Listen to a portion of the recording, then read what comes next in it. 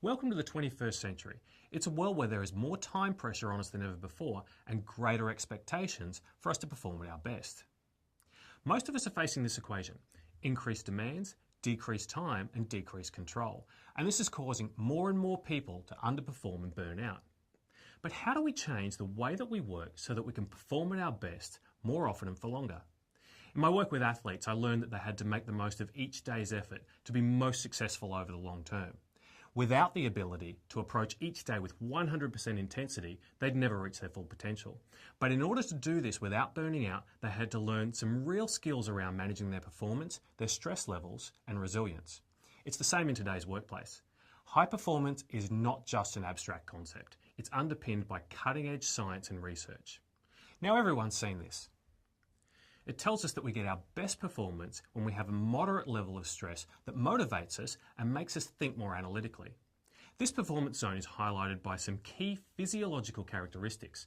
We see an increase in performance chemicals, dopamine and adrenaline, which help us to pay attention and feel more energized. Importantly, we also engage the area of our brain that does our best thinking and helps us control emotions and behaviors. In order to get into this zone more often and stay there for longer, we have to manage the way we work. Our performance and productivity depends on our ability to do four things really, really well. We need to focus, energize, control, and recharge. Now the first two, focus and energize, increase our arousal levels so we don't get stuck in the chill zone. They help us stay motivated and make sure that we have enough energy to perform at our best for longer. The second two, control and recharge, help decrease our arousal levels when stress and emotions start spinning out of control. They stop us from spilling over into that choking zone.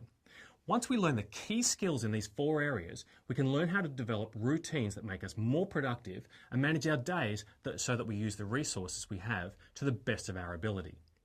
In today's session, we're going to touch on the first two areas, focus and energize. Then in the next session, we're going to learn about the skills that allow us to control and recharge.